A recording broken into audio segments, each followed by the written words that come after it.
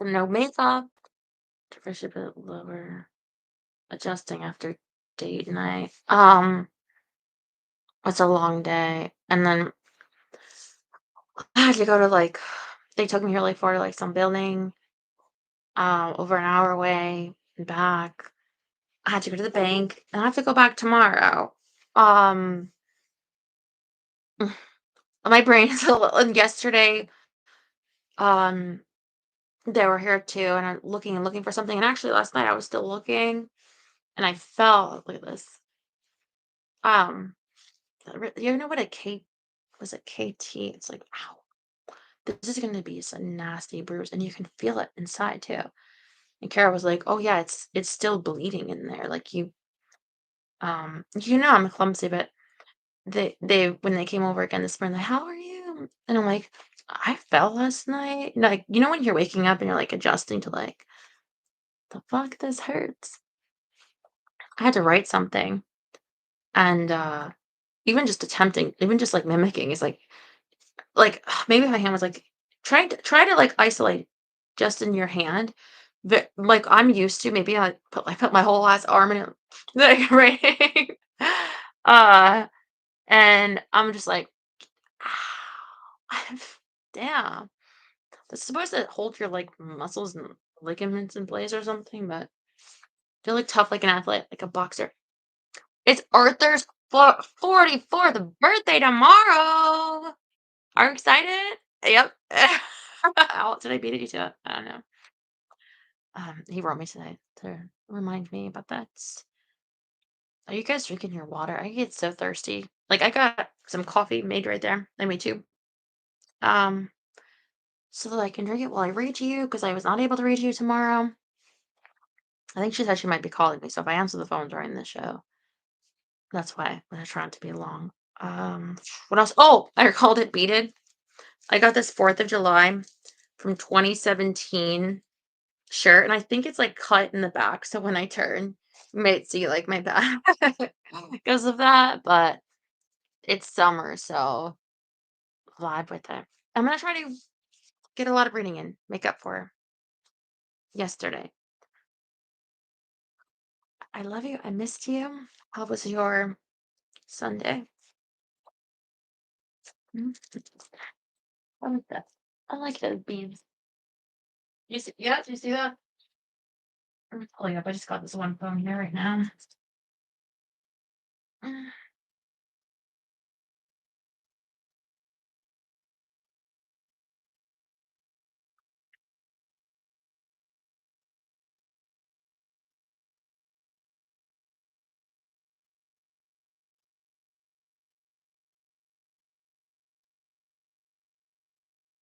finding my spot. We made it through so much of this book already. Uh We're on the Furies. Um, Furies. So I have the right video.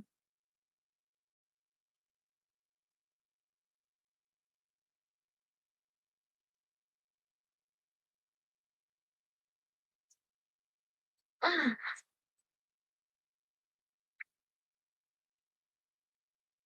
mm. Hey, Jerry. John. Okay, I see the other guys. But I'll still say your name. Arthur, Terry, Hector, Daryl, Rob. Where did we leave off?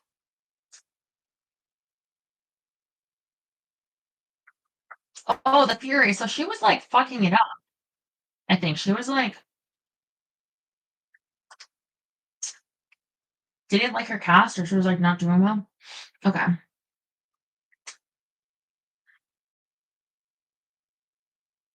Hartley sat at his writing table, wrapped in his winter coat with the fur collar. It was 3 a.m. and see, I don't feel like men really wear fur anymore. At least in America. Is it me or is that just like a lady thing? Once I got this fur coat at like JCPenney. It was like long, like probably like rabbit or whatever. I wore it so much it got too ratty, I had to throw it away.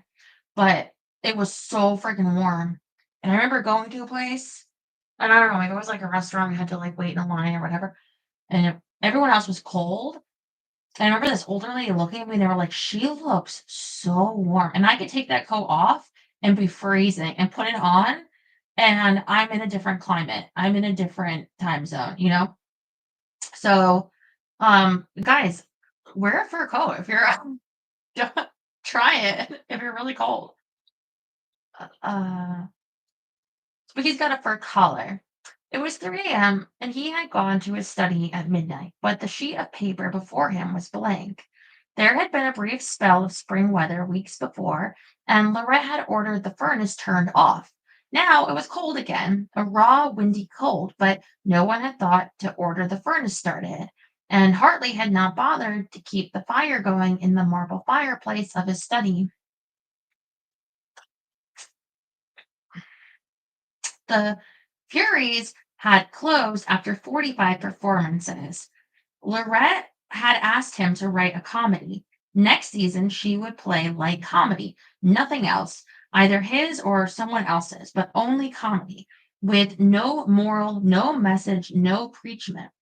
In response to a soft knock on the door, Hartley called a quick "come in," but did not change his position, which was that of a man who, for a long time, had sat immobile, staring into space. Marguerite entered on a familiar sight, the Marguerite, slightly hunched figure in the chair, cigarette smoke columning into the still cold air above the dark head, a single desk lamp shining down on the white unmarked paper. Above, the ghostly chandeliers refracted the light from their many crystal prisms like faint messages from a more stately world. The children had taken to visiting with Jartley when they came home at night. No matter what the hour, the thin thread of light under the study doors was a comforting sight in a house which often now was cold and silent and cheerless. Hartley welcomed their company. Intimacy with his stepchildren, which had once embarrassed him, now seemed a source of comfort. His vast reserve had broken a little in the last few months, and looks like a pimp. What? Is that really your first thought? Jerry, what's the guy's name on um like the Winter Soldier, the show? Was it Zemo? The Marvel guy? And he wears fur, right? Um, yeah. I don't know why a pimp would wear a fur coat, but I don't know.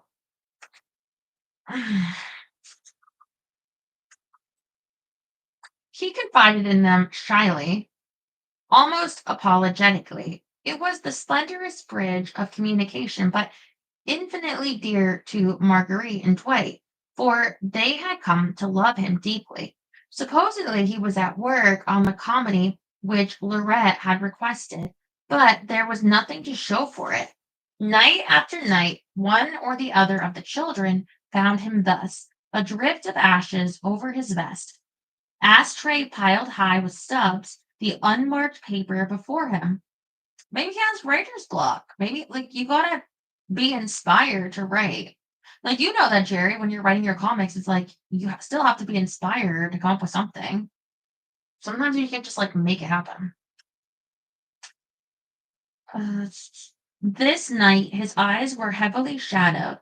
He seemed crushed down under the silence of the house around him, a silence which had built up for days since the last hearty guests of a Sunday night supper had straggled out into the dawn, and Lorette, with the high excitement still on her face that people and parties engendered, had gone to the pantry and from there to her room, shutting and locking the door behind her. Even though he had come to detest the parties, they were better than this silence. There was a horrible finality about it, as though all in the house, had been buried alive in one grave. He spoke out in his despair. Everything has gone from this house, he said, his large, mournful eyes lifted to his stepdaughter's face. That is what alcohol does. When it comes into a home, everything goes: love, affection, loyalty, all decent human feeling. It leaves nothing. That is its terrible curse. Well, wasn't he a drinker too, though? Or, I mean, he wasn't maybe an alcoholic, but he hunched his shoulders high, folded one cupped hand over the other, and, with a faint turn of his head, indicated the unlit dining room at the other end of the hall. I sit here and listen to that pantry door swinging, swinging. It is the knell of everything we have built together, and I am absolutely helpless. Lorett was taken to a sanitarium late that spring. For the first time, she was surrounded by total strangers hired to care for her, to whom she was just another case. There was no torture on a beloved face to be dramatized, no pained silence or numbed acquiescence to be elicited by tales of nightmares or mysterious attacks of illness. No beautiful story to go with some beautiful tears, just the hard, impassive faces of paid attendants who cared not one whit for such things. She was delivered at last into the hands of that vast horde of the unimaginative whom she had loathed all her life, the maw worms who fed on human misery, who wait for some weakness to reduce the glories of one spirit to the grubbiness of their own. They had a passport at last to her impregnable country, her drinking, her inability to master alcohol. Once within the four walls of that sanitarium, not one shred of imagery or drama, or even caricature of human emotion was left. Nothing cloaked the horrid fact that she was a drunkard, and as a drunkard, the Philistines possessed her at last, body and soul.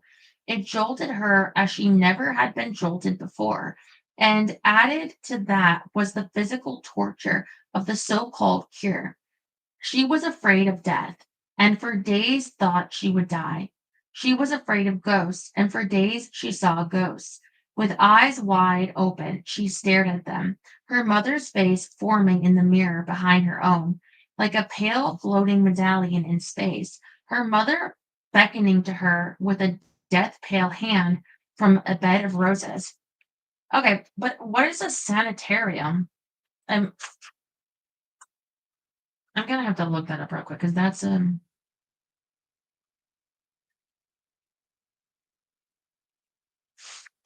sanitarium.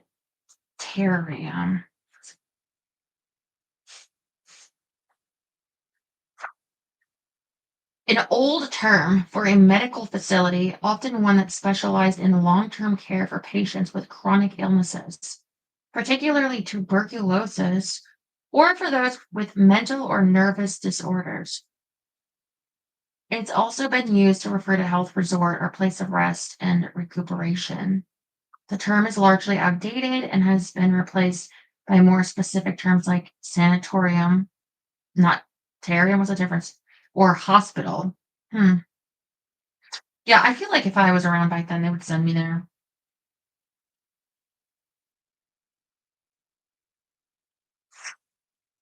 Summer 1928, that's the next chapter. Nut house, yes. I believe that's the medical term. We need to get Daryl a fur coat. I just saw what you wrote.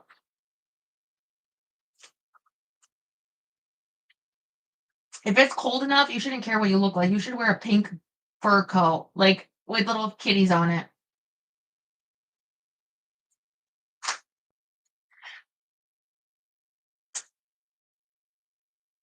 Chastened by the experience of the sanitarium, Lorette picked up the scattered pieces of normal living with a new solitude.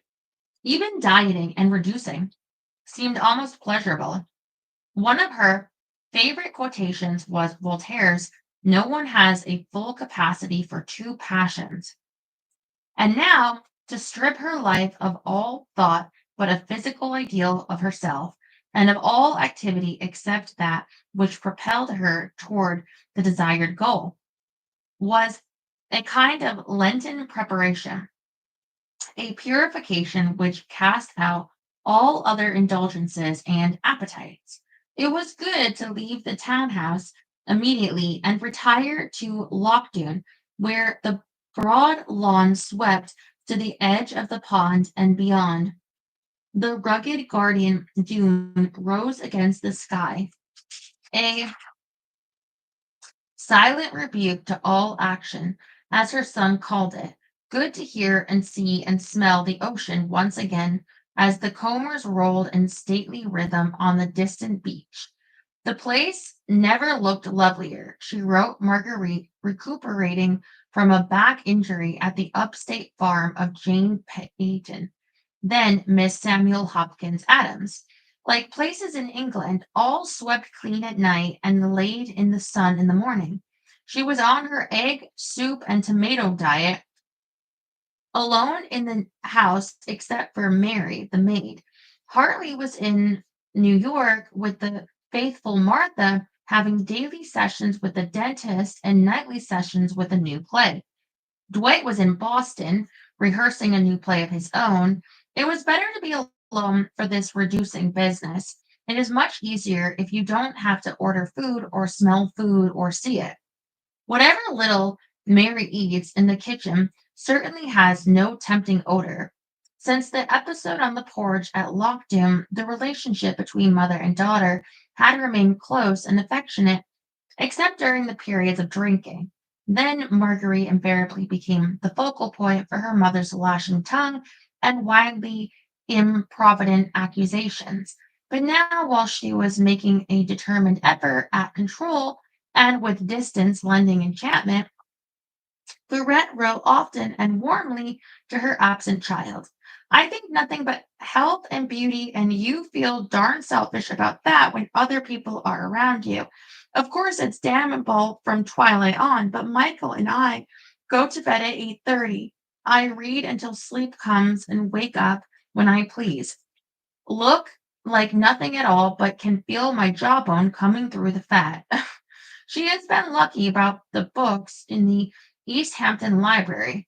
One story in Theodore Dreiser's Chains makes a deep impression. It's about evil spirits that followed at the elbow of overindulgent people because they could get the flavor of too much eating, drinking, loving, or murder from those humans. They had no place to go, and unless they could find someone living practicing the same vices, they lived as deaf and blind things. It is written creepily, and to think of a lot of small things feeding on me gave me half my determination. Gross. What? Then there was a life of Voltaire. She was inspired by a man who worked incessantly on nothing. He was so sickly. A man who at 73 said, I've only one tooth left, and I'm saving that for Freron, his great enemy. It seemed a rebuke, and lastly, a most amusing and side splitting biography of Balzac. It is the epitome of fun. His conceit was so thorough, so real, and of course, he was enormous. All the caricatures of him in the book frightened me, and they did give his enemies such an advantage for lampooning. She is living in books and through books with her old avidity. Hers is an imagination that must always have food and project in imagery the eyeless and mouthless hungers, the deaf and blind things. Never, never must these possess her again. Drag her down to that nethermost hell where all that is corrupt turns upon the human spirit and tries to destroy it. The letter ends wistfully. My dear, as Voltaire said at 80, there's not much fun in collecting years. Your mamma. The next letter is more cheerful. This is the seventh day of electric sheets, touching toes, dying of hunger and thirst, and I have lost 7 pounds. That tomato, egg, and soup thing is marvelous. I just can't imagine. I mean, I guess eggs have, or they can have, added nutrients. I think they can be healthy. And obviously, a tomato, and who knows what's in the soup. I'm thinking it's some sort of a broth. Because often when a lot of people are trying to be like anorexic, they just drink that like bouillon, that like salted, like, but it's not really healthy, but they're trying to not eat. Well, that's what I'm assuming, that it's some sort of a broth. You're not going to become more attractive. Like, you might be thinner, but like, what is that doing to your skin, your hair, your organs? I don't get it. So you should eat more than three things. But whatever. Um, what a life. I have read scripts after script and am trying to pick a success as well as something I want to do. There's no lack of offers, thank God, but if I continue to surprise myself with myself, as I have done this week, I can wait for something magnificent. She sees no one. Hoyte and Olga Wilborg are away. Percy Hammond has been ill. She misses her children. She writes often of small, inconsequential matters. Michael has had an operation on his posterior and is now able to sit down without jumping up immediately. I can't believe that dog is still alive. For some reason, known only to God, the operation on that end restored his voice. He now howls to get in and screams to get out. I've started painting Haunted Annie and Appy Annie, the canoes, and I seem to take the color better than they do.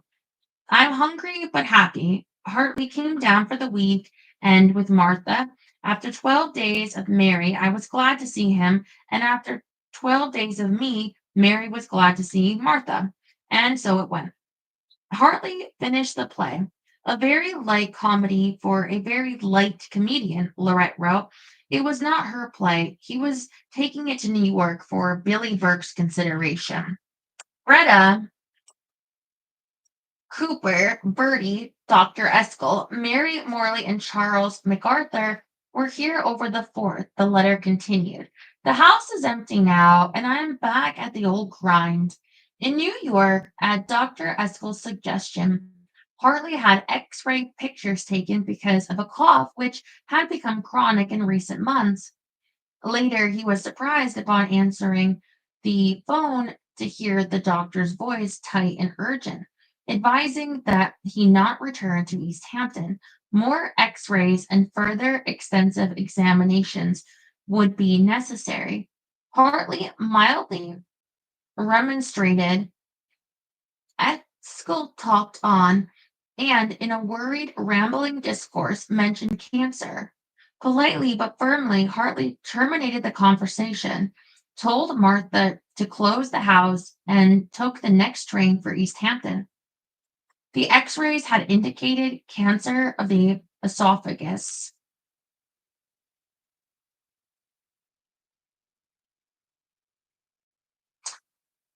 Could be smoking, could be drinking, could be a variety of things. I'm sorry, but whenever I hear cancer of the esophagus, I think of like Michael Douglas. Is it Michael Douglas? Who was married to Kathleen Zeta-Jones and saying that he got it from oral sex?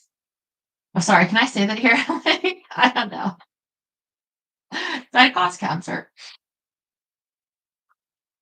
So he might have been doing that too, although Michael Douglas. Okay. Wow, mm,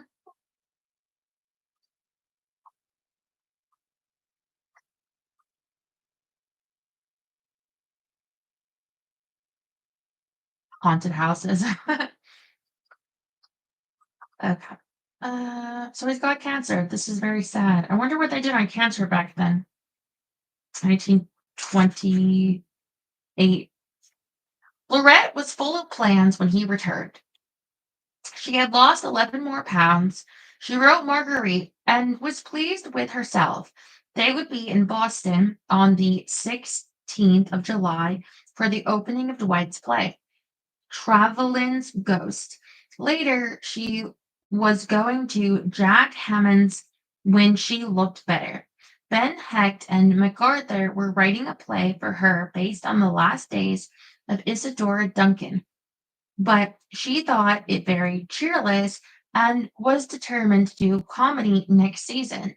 She had sent a play of her own about a mermaid to Jed Harris, and he had liked it and thought Ina Claire could do it. She was really getting back in stride. The Irvin Cobbs had bought a house next to the Percy Hammonds, and they were all playing golf together. Hartley seemed a little blue. She thought it was because of negotiations with Billy Burke had fallen through. But he has a grand idea now, she wrote her daughter. He would not return to the city, but would work on it at Loch Doon. It was more like old times than ever. Hartley working through the night on a new play, her jawbone coming through, flesh firming and skin clearing as it had not done in months. Yes, she could afford to wait for something magnificent now, and this time it might very well be Hartley's. Then she was told. The doctor, upset by Hartley's disappearance and refusal to communicate, telephoned from New York. I don't think anyone should ever be told, she wrote years later. Certainly she should not have been, at least not that way. What was she to do? It was Hartley now who spun the tight, sacrosanct dimensions of a make believe world that was not to be invaded by disastrous reality. And it was Lorett, pushed with dreadful finality from her own refuges, who must stay outside and watch helplessly and with terror in her heart. In numerous telephone calls, the doctor importuned her to get Hartley back to New York at once. Did he realize what was wrong? Had he said anything? Was he sleeping? Was he eating? To all of which Lorett replied in that voice of high indignation she used when reality strained credulity. Yes, yes, yes. Hartley was living in his usual methodic way. He was working every night on his new play. He rose at 11, ate what breakfast he could, played 18 holes of golf, ate lunch if he could, rested in the afternoon, ate dinner if he could, played bridge in the evening, or read in his study. To all suggestions that he finish his medical checkup, he was politely noncommittal or gently insulting. Bally doctors never get through with you, or something to that effect. What could she do? Well, insisted the doctor, was she sure that he was sleeping? How was she to know that? She didn't sleep with him. To Hartley's intense astonishment, she wrote Marguerite, I slept in the same room with him for 4 nights, explaining that it was to keep him from being depressed about the possibility of having more x rays taken. It really was to see if and how he slept. Well, he slept from 11 on with the same old snore he has for 14 years. This letter, the first after hearing the news and following a month's silence, was determinately chatty in tone and quite vague as to just what was wrong. I didn't really write before because it seemed wicked to alarm people until you know there is cause enough. God knows life's end is bad enough without anticipating it every time one has an extra cough or an extra back like yours, darling, or is extra thin like Dwight or extra old like Michael. The letter closed. The blots you see, Maggie, are not tears. We had the king, queen, and ace of thunderstorms last night, and there isn't a dry piece of paper in the house. We treat windows as though they couldn't close. We were about to have another, so it seemed economical to write before the paper became wetter. Affectionately, your mom. Every morning she was to write later of this time. You open your eyes and wonder why your heart is so heavy. Then it descends on you, a blackness, an impotent fury, every morning of every day. You think if I wake up in blackness, what depth of darkness would envelop him if he knew? You dress, you eat, you face a man who now in his heart wishes he could find the reckless honesty in you again. Or does he ritualistically, just as he plays his golf, works on his play, takes his afternoon nap, Hartley sits down 3 times a day to meals in a pitifully short time, what he calls his smoking cough catches him. He murmurs a ritualistic excuse, cigarettes or handkerchief left in his study, and leaves the table, dabbing at his lips with a napkin. Lorett watches him climb the stairs, humming a tune. She finishes the meal alone, or perhaps he rejoins her later, drawing a cigarette, one eye closed against the smoke, chatting lightly of this and that. There are days and weeks, 2 months of this and all, before he can be persuaded to return to New York. Every day, Lorette faces the reality that Hartley is dying, and she must face it alone, burying the secret somewhere inside of her, playing along with him now as he once had played along with her in a grim game of make believe, torn between the conviction one moment that he knows and the next that he does not know what is wrong. All her life she has fled from illness. When her children were ill, she would not bear to be around them. If it was a minor indisposition, it made her angry as an inconvenience and a nuisance. If it were major, it frightened and depressed her, and she stayed away. She visited Dwight but once in the hospital when he had an appendectomy, and that was when he was well on the way to recovery. She loathed the smell in hospital halls. She explained the sight of the sick green faces and all the apparatus of the sick room. Marguerite comes because she's just a bit morbid about such things. But every day now, Lorette must face these things, sit opposite them in dreadful intimacy. Death, which she is afraid of, illness, which she loathes, she cannot lash out at them, repudiate them, because they have become the inseparable companions of the man she loves. They have put their marks on him, the tiny blue bruises under each eye, the transparency of skin, the drawn delicacy of the whole face, as though a waxen mask has been pressed upon it to reveal the fineness of the bone structure beneath. He has the priestly look of their first meeting, and she thinks she sees in his enormous eyes a plea. But what is it for? Honesty or deceit? Truth or lies? She cannot tell. She begins to drink. There are days when her expression is sullen, when her eyes stare murderously into space, and she is silent and immobile as though locked in combat with an invisible enemy. It is alcohol, all right, but it isn't touching anything. The nerves, of course, but not the brain, or at least that part of the brain that contemplates reality. Nothing touches that now until all the senses are blacked out, and it is the first thing to come alive and begin again its lidless stare. Marguerite came home in August. Dwight was in and out, taking all he could and fleeing to parts unknown until he gathered the stamina to return. No sooner was her daughter in the house than Lorette released in one overpowering flood all the undischarged emotions which had been suffocating her.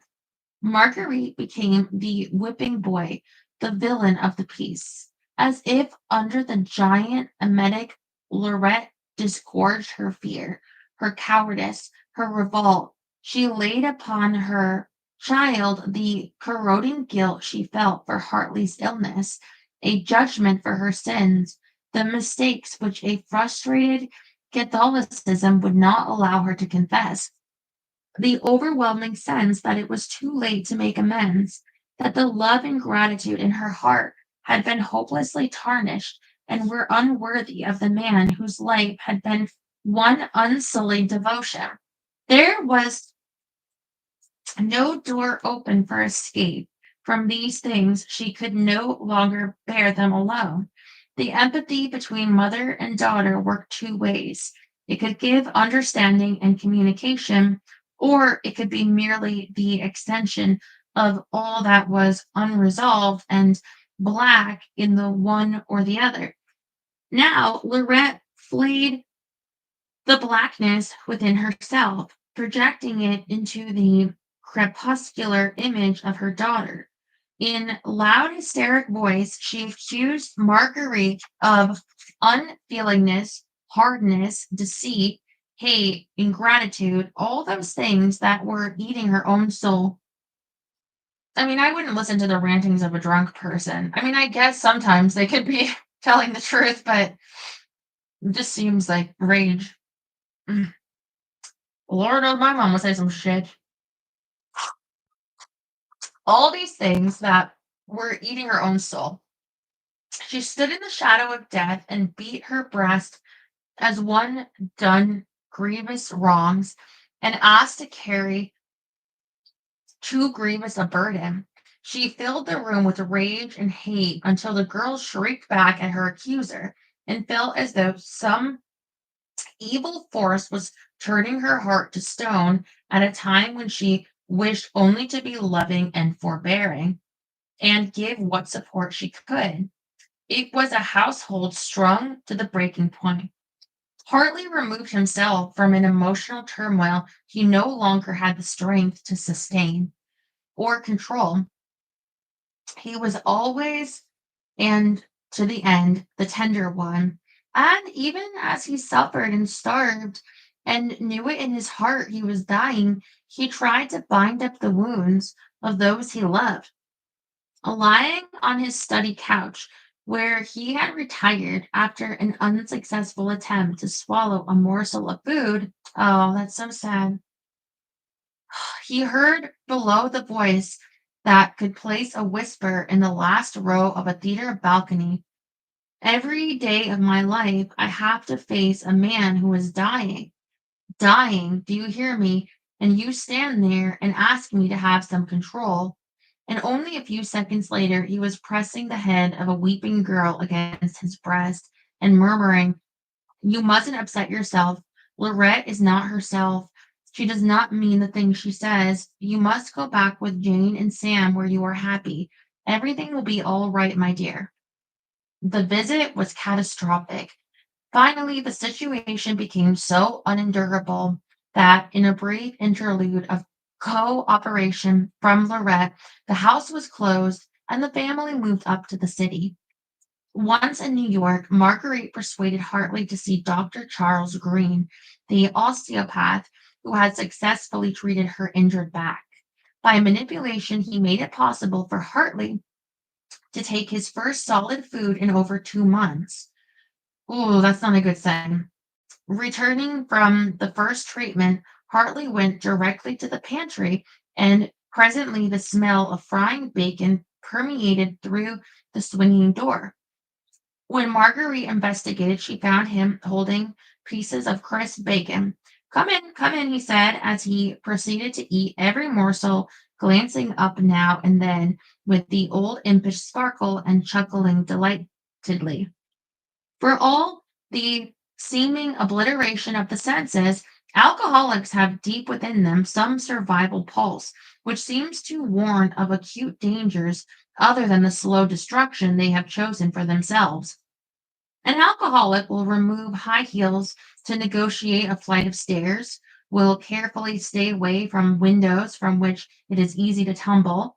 There is also a curious sapience which allows them to register the exact climate around them, and when on their own terms they decide life is once more tolerable without alcohol, they will spontaneously give it up and make their bid to return to normal life. The day after Marguerite left and Hartley took his first food, Lorette abruptly stopped drinking and began to take care of herself. Again, the prolonged abuse of her body, followed by sudden abstinence, had nerves rubbed raw and mind filled with terror and thoughts of death. But with a new doctor in attendance, she buckled down heroically to a strict regime of dieting and exercise. Lori has had nothing since the day you left, wrote Hartley to his stepdaughter, is fasting under observation, has lost a pound a day, and is beginning to look more like she used to.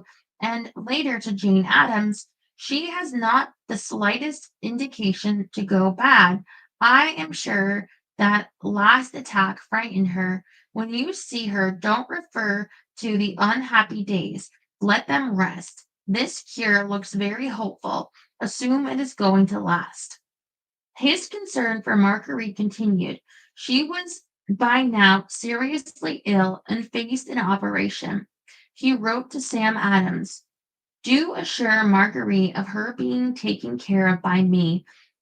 I would like to see a more sympathetic understanding between mother and daughter. I do not think it is hopeless.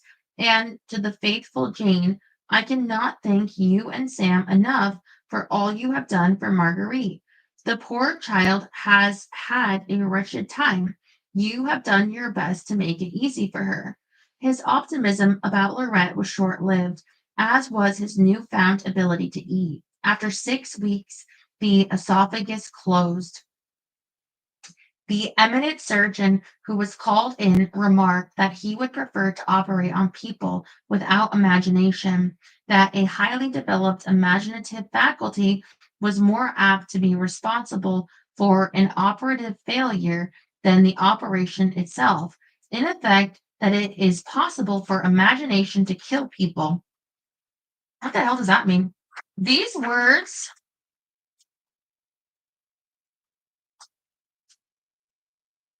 haunted Lorett. They expressed what was to her the intolerable fact that life was essentially merciless on those born with imagination. The operation was supposed to give Hartley 3 years of borrowed time. Enough, perhaps, thought Lorett desperately, to write a great play. Actually, it gave him less than 3 months. He was alarmed and frightened by what was done to him. He was given no time to prepare himself. There was no time. He was rushed through x-rays, explorations. The final operation was immediately imperative. The surgeon was right. What was done to him broke him in spirit rather than in body, abused the deepest precepts of his nature, his fastidiousness, his modesty, his vast personal pride and reserve. The man who had played 18 holes of golf every day with the shadow of death on him, who worked every night on a new play, whom friends saw swinging down Fifth Avenue with his silver-headed cane, head high and step jaunty, even though when he and those around him knew he was doomed. This man now was broken and afraid because there had been taken from him the intangible bastions of his life. Lorett knew better than anyone else what this meant, and inwardly wept for him and knew he would not survive. He was under opiates most of the time. He was put in Marguerite's room on the top floor with nurses and attendants day and night. Palliative. The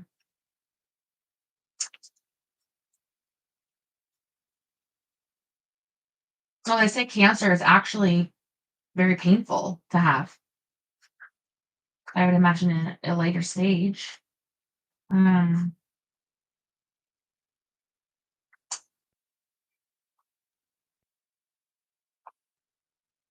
the house was empty and silent in those days.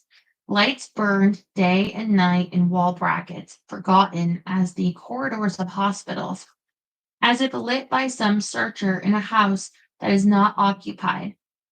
A few of the faithful came, those who had known the party days when the big room below stairs was filled with laughter and song, but not many.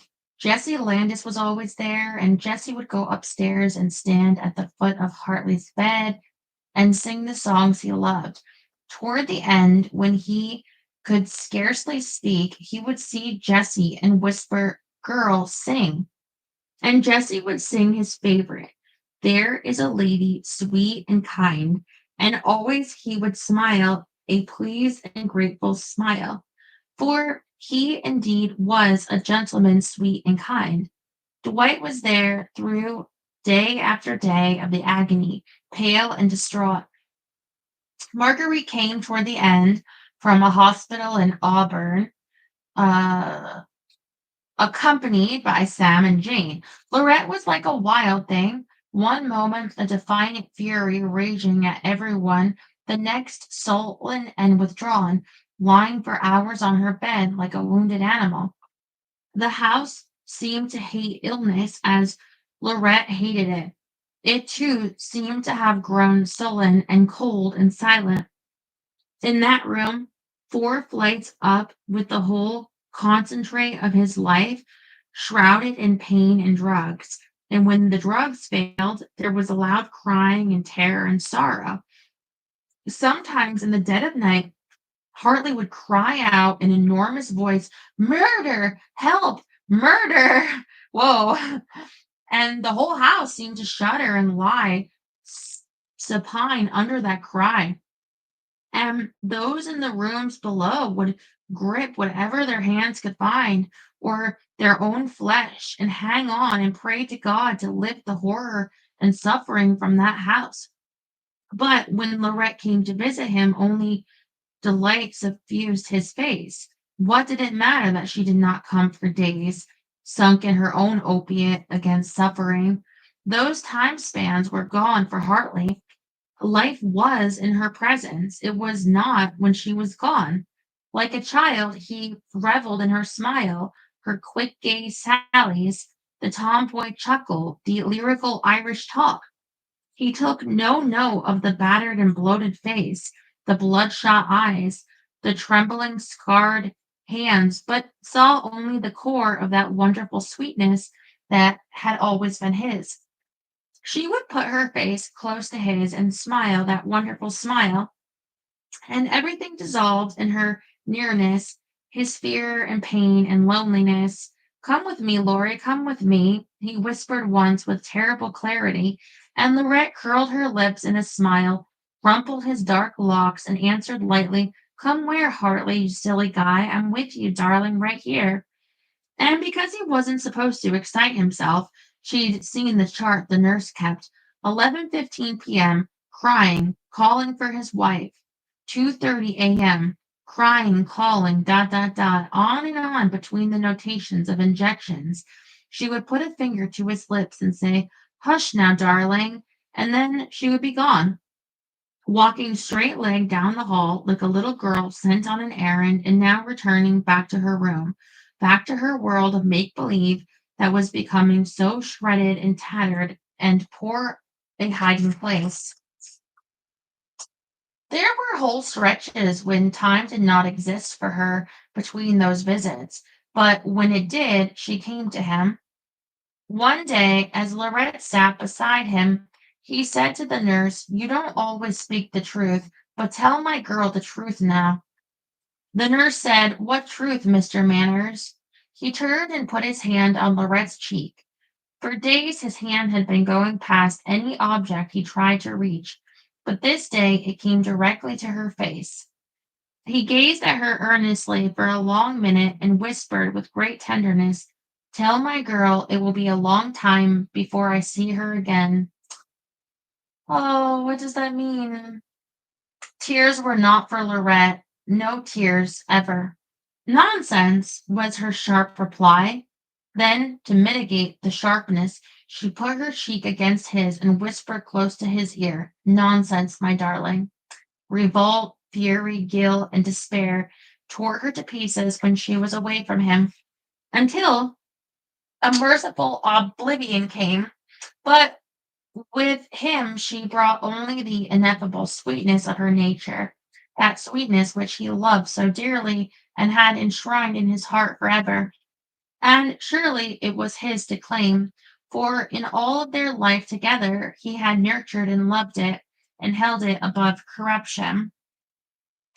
It was a gloomy evening in December. Jane, Sam, Dwight, and Marguerite, keeping the death watch, were gathered in the well-like upstairs or well-like living room, waiting for dinner. Dr. Duval had remained upstairs with Lorett. She was being difficult, stubbornly insisting on returning to Hartley's room where she had been only a few minutes before. The doctor was trying to dissuade her. Hartley was unconscious, had been for a number of hours. No immediate change was expected. She should have her dinner, joining the others. Dr. Duval said he hoped he had persuaded her, but he had not. As soon as he was out of sight, Lorette darted up the stairs swiftly and stealthily. Some sixth sense told her she must hurry if she would be in time. As she entered the room, Hartley turned his head toward the door, but did not open his eyes. Quickly she went to his side and took his hand, and, as though he had waited only for that moment, he gave one long, shuddering sigh, and life went from him. Oh.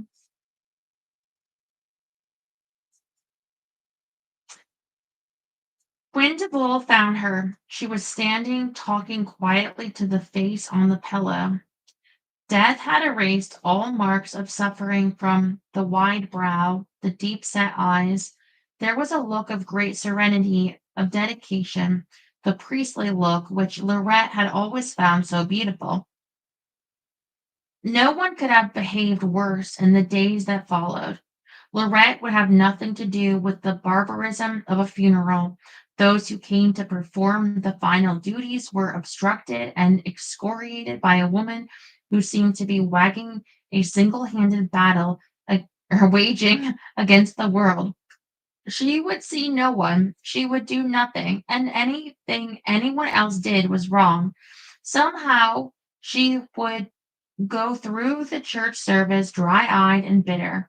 Father Francis Duffy said the Mass, a truly priestly gesture for his good friend Hartley Manners, who, although living outside the church, had, according to Father Duffy, noble conscience, observed its Christian precepts all his life.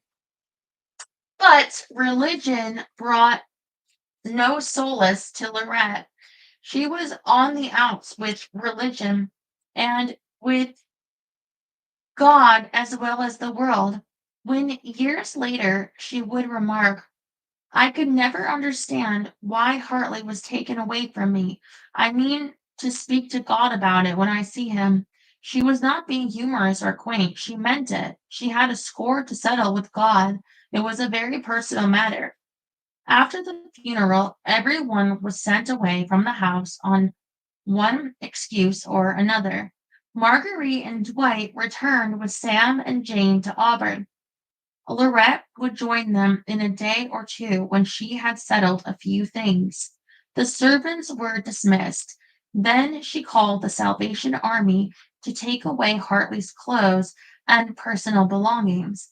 Even the 14-foot writing table was to go. But it was too big to be moved. After that, she hired a couple of men and had them carry all photographs, press books, letters, programs, every item she could find which represented her life with Hartley in the theater, and pile them in the service yard behind the house.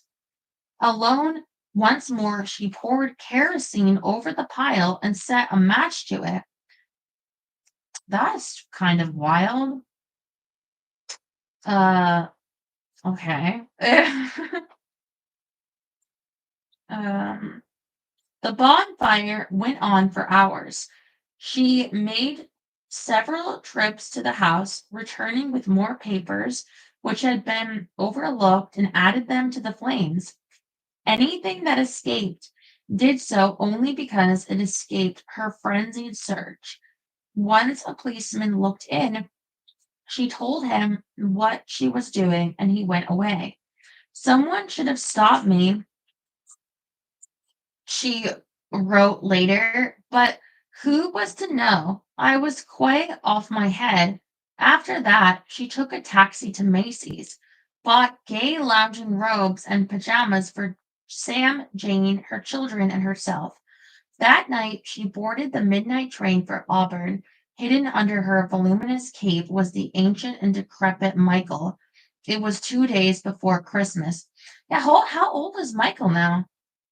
She had him like, not their whole marriage, but since the early days. On Christmas morning, the members of the Adams household gathered for breakfast, clad in the flamboyant robes Lorett had brought them. Lorett looked around the table with bright, desperate eyes. My God, she announced in a harsh voice that was meant to be humorous. You look like wax figures in a store window and not a big gay. She was fast running out of ideas about what to do next. Each step away from the beautiful face lying so peacefully on the pillow was a step into chaos. Everybody seemed to know what to do but Lorett.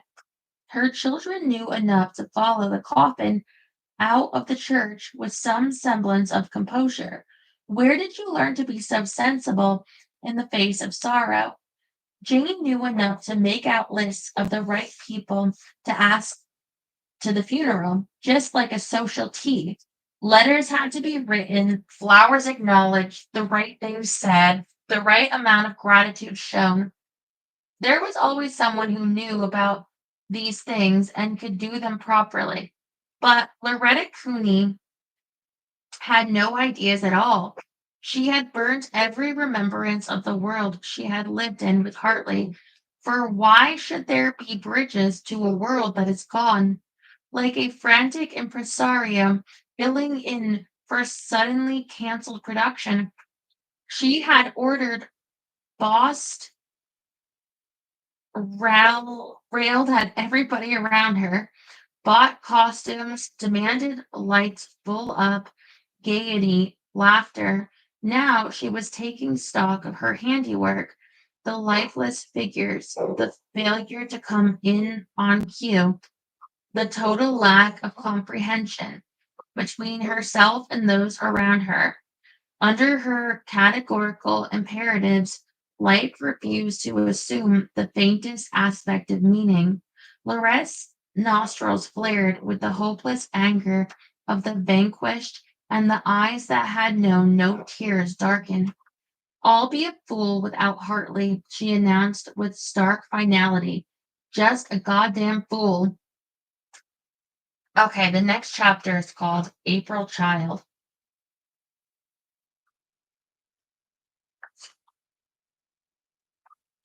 Gladys Knight. Mm. Aries people are determined to think and reason out their own methods and ways as they become confused if asked to follow other people's minds or suggestions. Pasted on early scrapbook belonging to Lorette's. In theater annals of the next decade, Lorette's life is to remain virtually blank. After 16 years on Broadway, sorry, I'm putting on a lip balm. This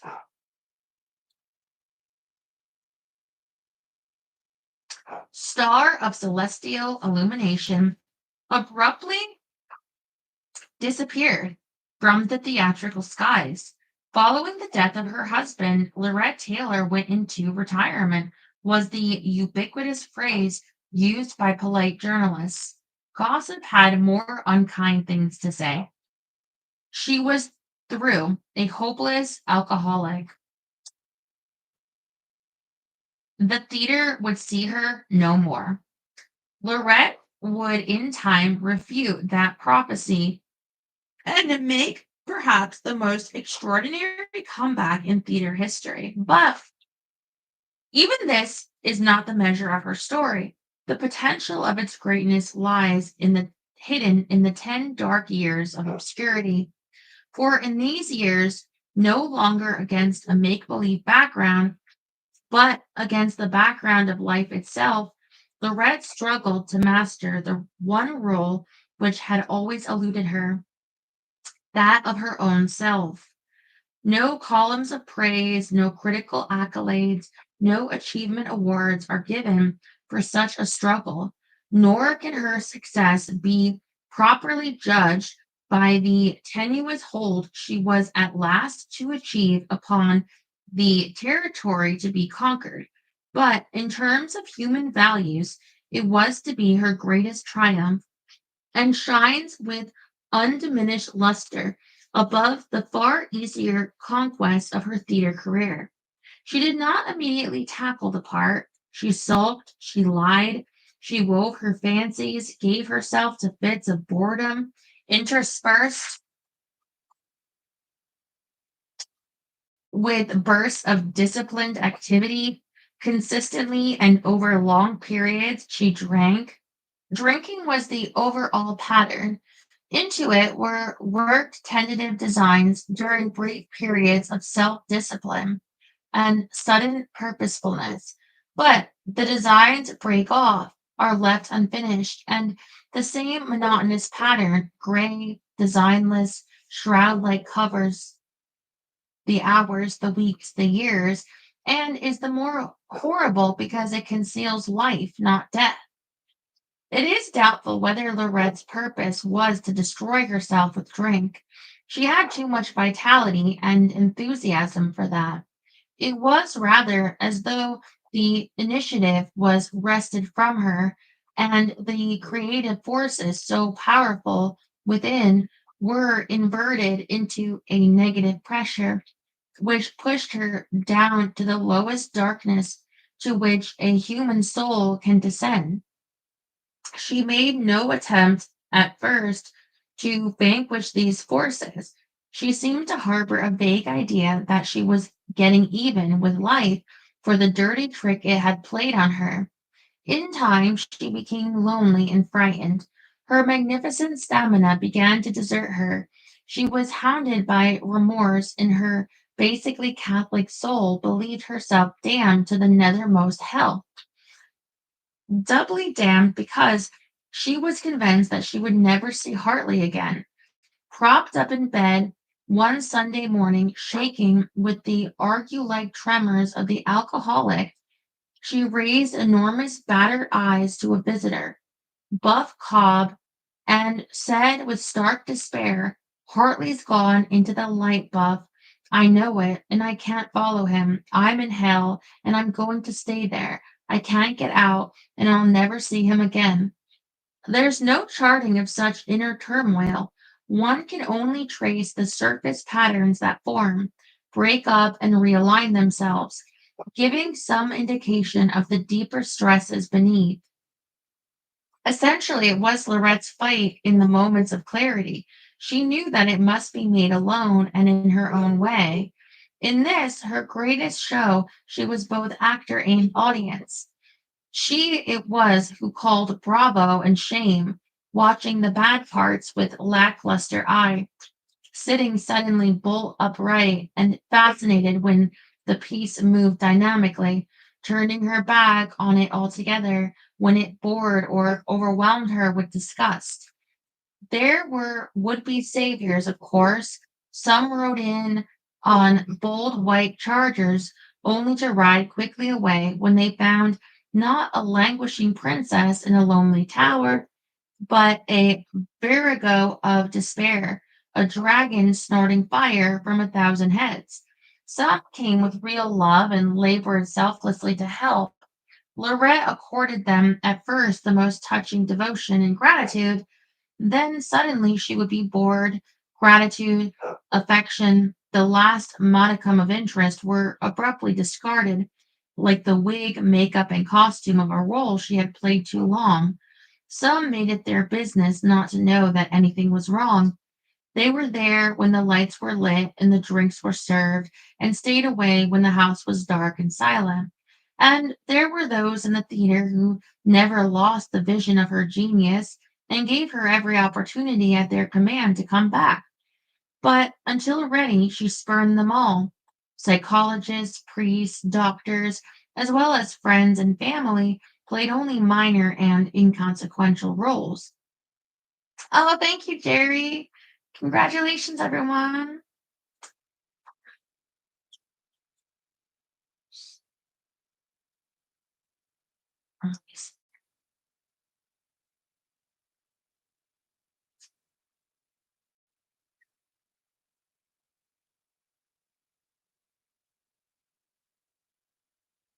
She told them when she had become just the least bit friendly with the truth, I have to lick this myself, and I'm going to lick it with a glass in my hand. The fanciful was still her bulwark against the harshness of reality. She did not have to play in the theater any more because Hartley had left her all the money she needed. This was, or at least soon became, fancy, not fact.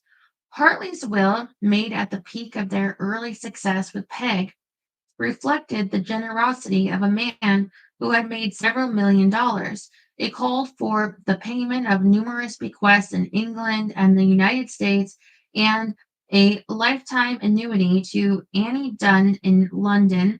The principal was to be left to trust to Dwight and Marguerite, with the income to go to Lorett while she lived. His estate actually approximated $283,000.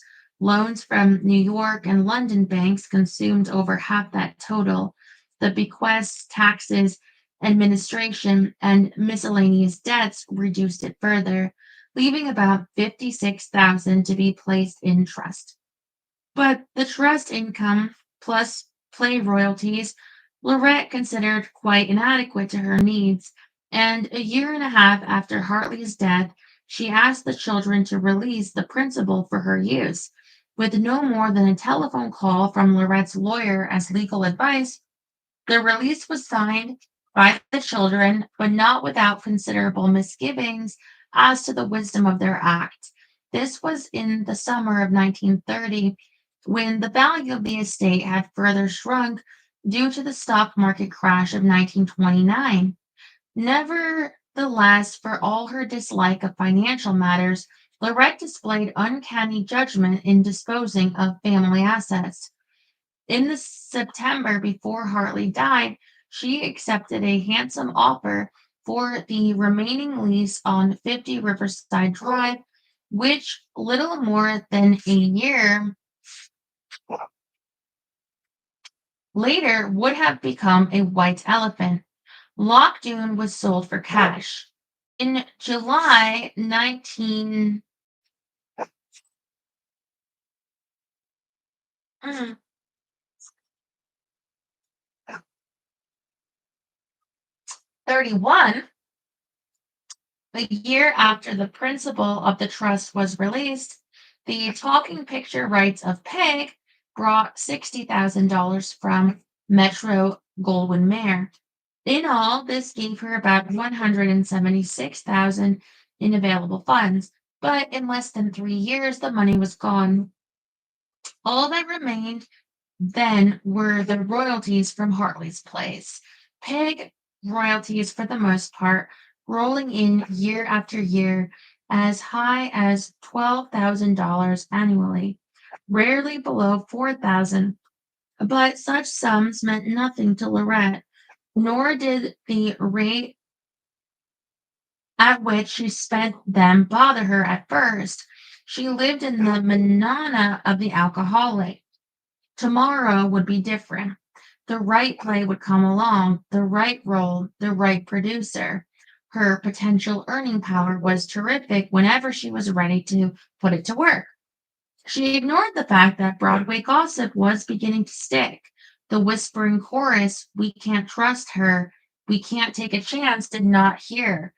Was she not always briskly on hand to discuss scripts, the details of a contract, why she would or would not play a part? Could she not look as wonderful as ever after a week of treatments at Elizabeth Arden's and a diet of soup and tomatoes? The weeks that her phone did not answer, that business appointments were canceled by a harassed lawyer who knew nothing, when a frightened maid said anything that came into her head about the flu or called out of town, or Lorette's favorite, motoring in the country, to impressive personages arriving with contracts under their arms or in full evening dress for dinner. These weeks did not exist for Lorette. She was back at her old stand of self-delusion, the old hocus pocus which she prayerfully hoped would work in life as successfully as it worked in the theater. She had a car, a chauffeur, a country place at Sneaton's Landing across the Hudson, a vast, musty apartment on Madison Avenue to house her Italian furniture, rich brocades, and Steinway piano. When in the mood, she entertained lavishly at both places.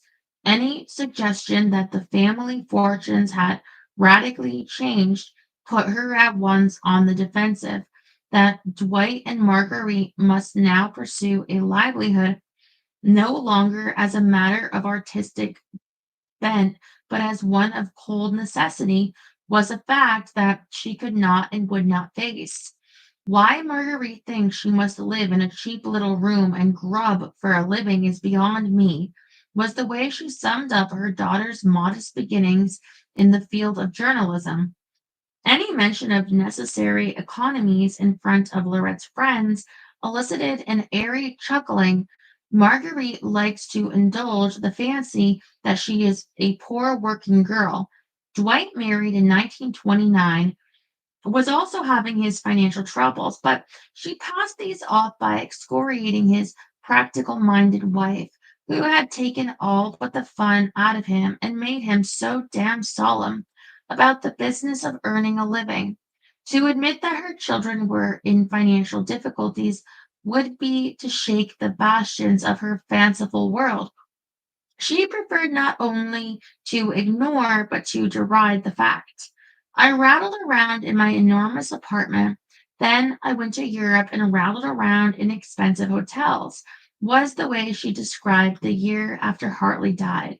On the European trip, her longtime friend Mary Morley accompanied her. Wandering through Europe, wrote Lorett later, I grew to have a deep appreciation of Francis Thompson's The Hound of Heaven, only it was the memory of Hartley that hounded me. Through the valleys, up the mountains, I went to the churches, stayed in their quiet lit candles, tried to get comfort where I had been taught to look for it. I was gonna say, oh, have I heard that Homer? No, I'm thinking the Hounds of Love from album from Kate Bush in the 80s, which is a great album. But not this. I Nothing appeared above the candle glow except Hartley's face. Nothing except his voice came through the stillness, his voice and his eyes asking, what is the matter with me, Laurie? In London, after a dutiful and blankly uninformative luncheon with Martin and Annie Dunn, during which she decided they could not possibly be Hartley's kin, she looked up old friends, Gerald Demure, Noel Coward, Edith Evans, C.B. Cochrane, Lynn and Alfred Lunt were playing in The Guardsman. Grace, George, and William Brady were there. It was all the same world, but it was a world. Oh, or thank you, Frank. It was a world without Hartley. She still sought answers, demanded explanations of why life should be so cruel, because her friends had written plays, played great parts, spoken suavely, effectively, often touchingly to millions. They must know something, have some crumb of philosophy to give her. I don't know. I might have a crumb at the moment. Let me see. I heard that we are here to learn lessons. Um, and I think part of showing that you learned lesson is to display virtues, whatever those are. And um, yeah, I'm attempting to understand whatever lessons like I am supposed to learn from horrible things that happen to me. Yeah, yeah, but sometimes this is the way, I guess. I'll see what her friends say. But Demure was as bewildered as Lorett by life's unkind quirks, and could only gloom companionably as they sat together in his dressing room at Golders Green, where he was trying out a new play. Family, children, that sort of thing, don't help much, he commiserated. Nice when they're babies, but then when they're older, they yawn down their noses at you. You know how it is. Come in at you in the morning, and if you speak to them, tap their lips and yawn. Wah, father. And he and Lorette suddenly laughed together like naughty children talking off their elders. Noel was terribly kind. You could let down your hair with Noel, pour out your troubles, but after a while he grew impatient. My dear Lorette, he remonstrated, Christians astonish me. The more they believe in a beatific future, the more they weep when a loved one goes to it. A pagan and his pagan relatives are the happiest people. They die easily.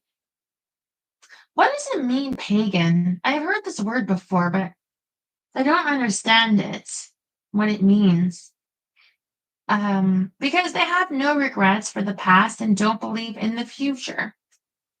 This was the echo of the brash young Gerald at Herbert's Tree's dinner many years before she had first come to London.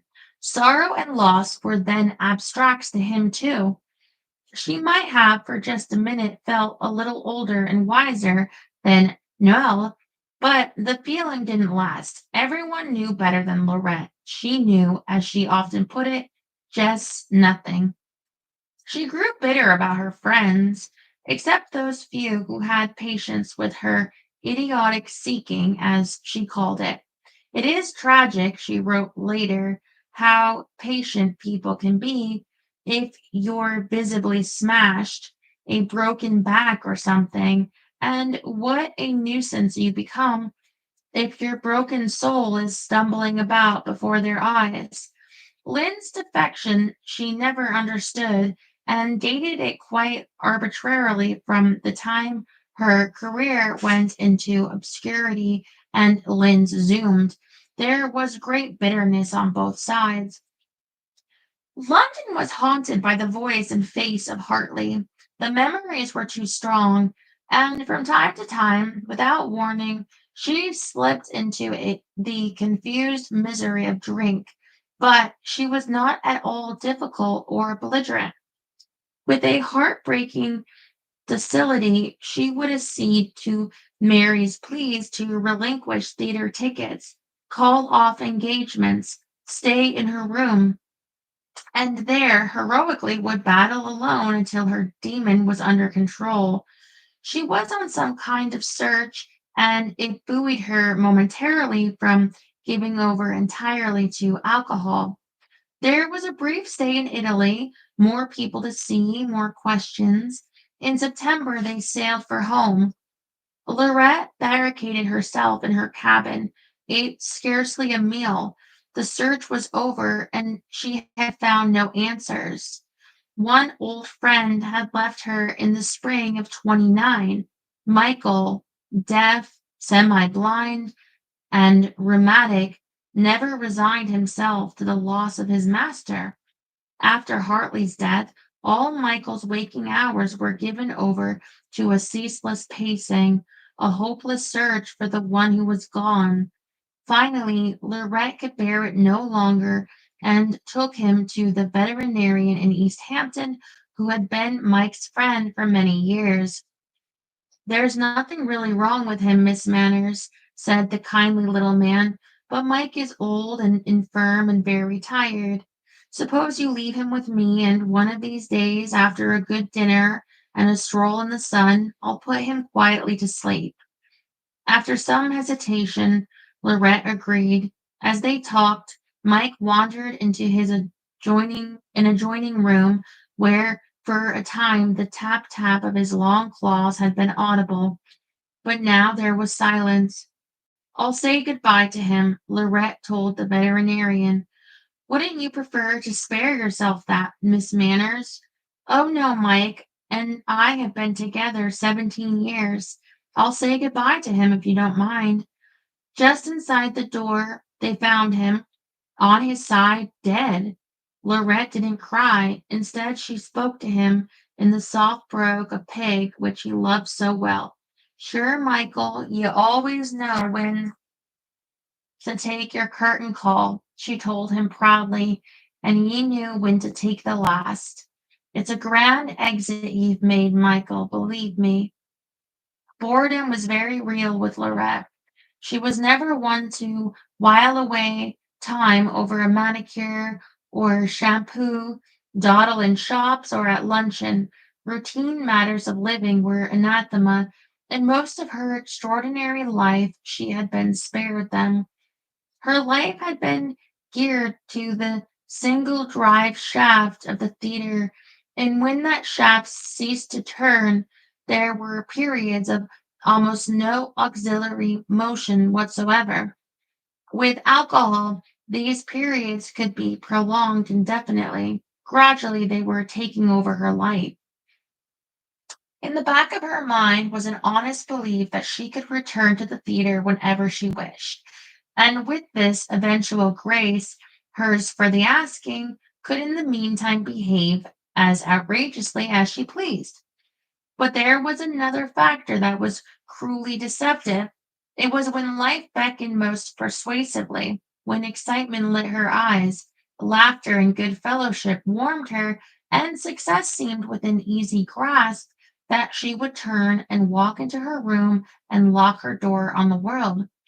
The prospect of a good play, congenial company, some event which set off to best advantage her charm, wit, the extraordinary radiance which drew people to her, these were the pressures that catapulted her into the abyss.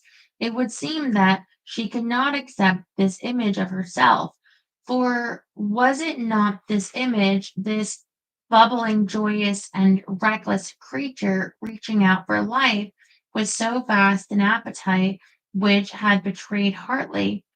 The hound that chased her was far more apocalyptic than she knew. The next chapter is called Alice Sit by the Fire. Oh, that was so sad to lose the dog too. It's like I can't watch my dog skip because the dog dies at the end, or even though I think of old age. But it's like knowing that the dog's gonna like I don't know. I miss Rex so much. Um,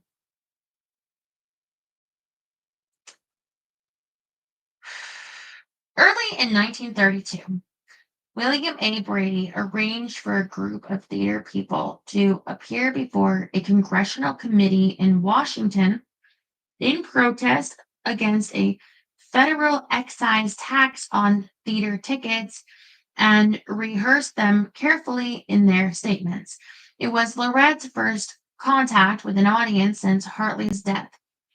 As usual, she proved a delightful and persuasive speaker.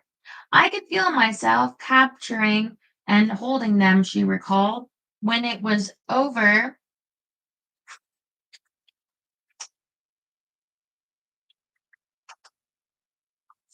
I told Bill Brady I wasn't through as an actress. Then and there, they began laying plans for her return. Whatever doubts Brady had dissolved in her radiance. That night, Lorett's daughter, visiting at the Beekman Place apartment, was awakened by an ecstatic Marguerite. Marguerite, there at the door of the at the foot of the bed, coat still on, handbag clutched characteristically in front of her, eyes shining like lamps from under a bizarre, piratical, electric blue hat, stood Loretz, waving the bag from time to time to emphasize the point. She gave a rhapsodic account of the day's events. "They loved me, and how they laughed," she chuckled. "Carter Glass came up afterward and told me if there were a few more speakers like me, the theater would be tax free forever.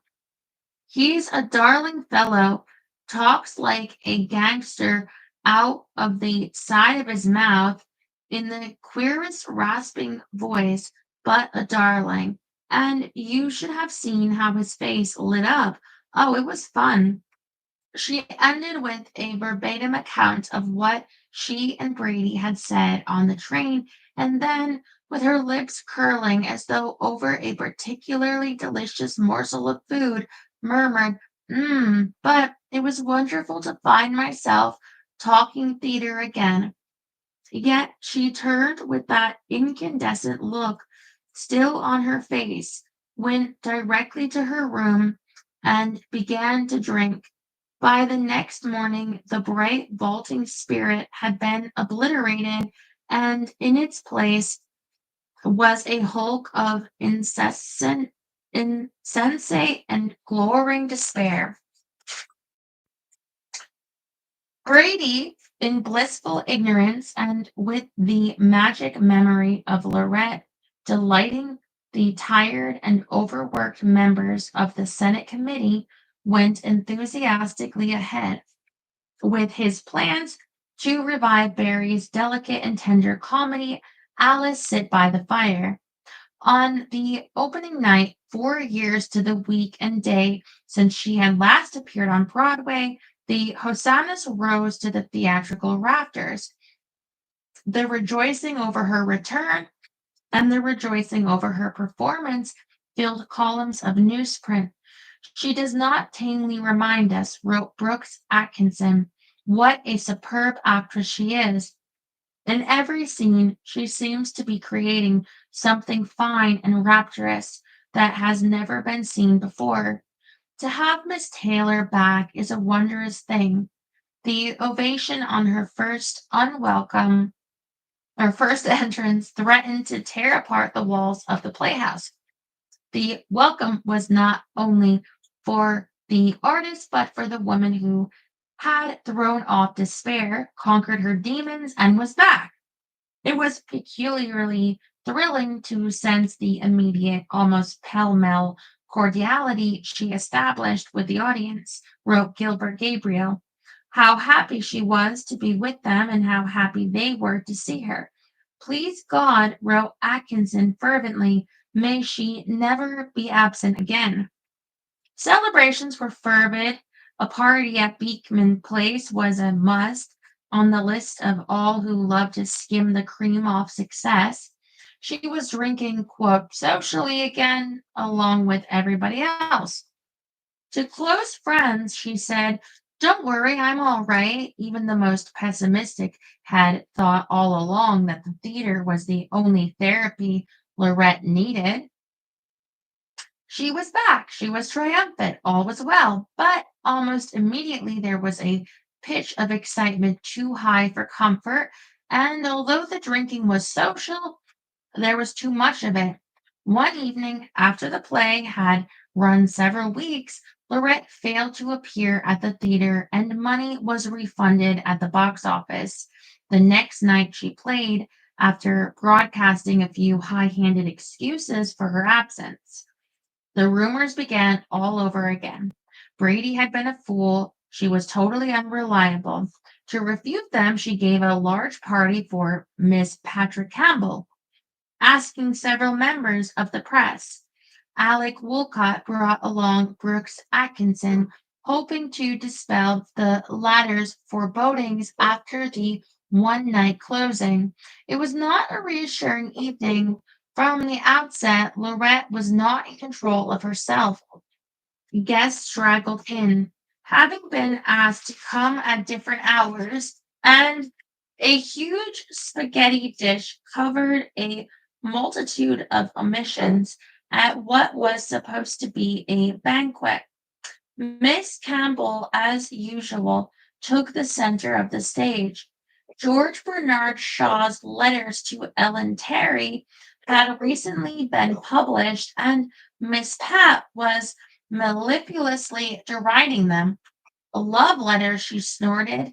They meant absolutely nothing. Her letters from Shaw were vastly more interesting. Dipping into a large evening purse, she continued, I happen to have here one of the letters. Happen, clucked Woolcott, who was enjoying the debacle of the evening quite as much as he had been prepared to enjoy its triumph. She's been carrying that letter around for 20 years. Miss Pat ignored him. She leaned over to the hostess, whose drooping head gave no indication of conscious attention, grabbed Lorette's hair at the nape of the neck, and thrust the letter under her nose. Here, read it, Lorett, she commanded. There was a painful pause. Abruptly, Miss Campbell released her grip and Lorette's head fell forward. I will read it, she said, glancing about with perverted sense of triumph she seemed to derive from the humiliation of others, and read it she did. Later in the evening, Miss Pat again singled out the hostess, loudly bemoaning the advancing years. I'm 69, Lorette. Just think of it, 69. If still expecting no coherent response, she was quickly disillusioned. Lorette, even in her worst moments, could display amazing resilience. Sassily and quite suddenly, her normal self came back with, well, don't worry about it, Stella. You don't act a day over 10. The resilience was momentary. Several nights later, she arrived at the playhouse, obviously in no condition to go on, but over every protest insisted on playing. It was a terrible evening on both sides of the footlights.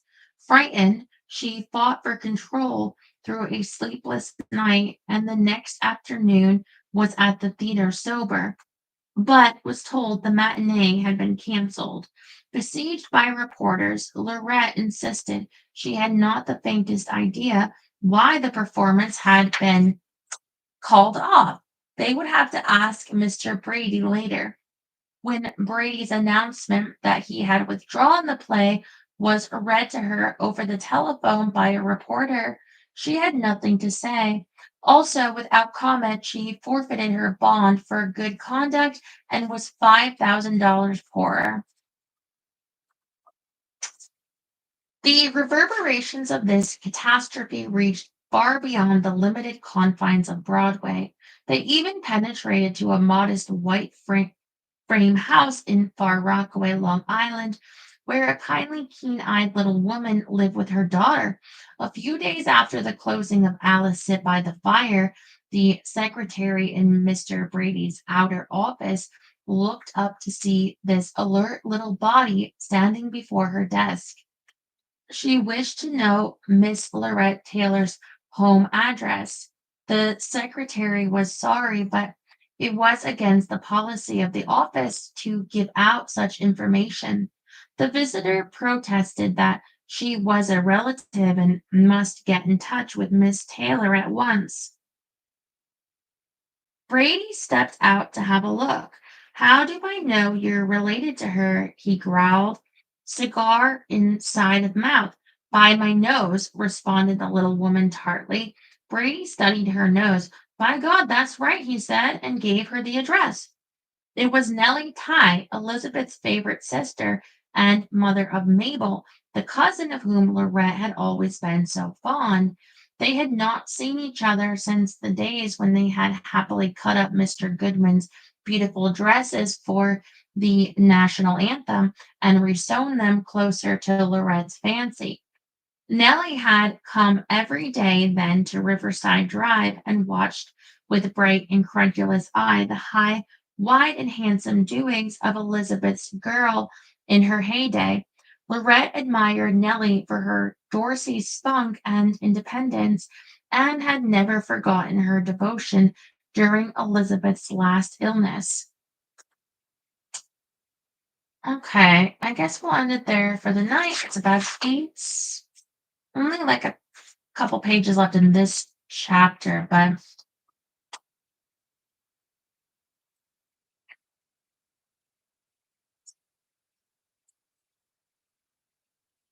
what did you think of that? I remember they said, like, she would have a later in life, like, a later comeback, and then she had mentioned, oh, like, 10 years of whatever, and then when they said after 4 years, it's like, "Oh, this isn't gonna go well." Because she's doing, like, diva behavior. I think and unfortunately, it can take us longer to understand things than we want it to take, and that's just what it takes, but, yeah, there's probably is a lesson in there of, like, already, like, you can't just, like, miss shows. You hear that with, like, celebrities sometimes, I'm like, "Oh, they missed this show," and it's like then they end up in rehab. Oh, so,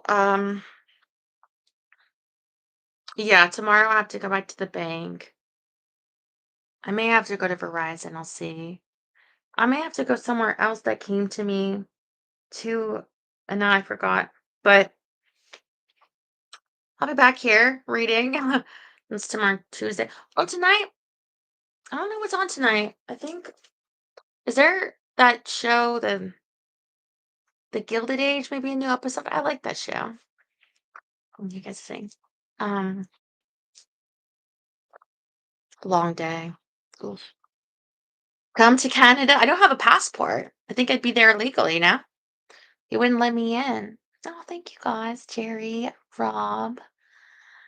All right, I should get a proper dinner to him. Sometimes I forget to eat. All right, I love you. Get your rest. Good night.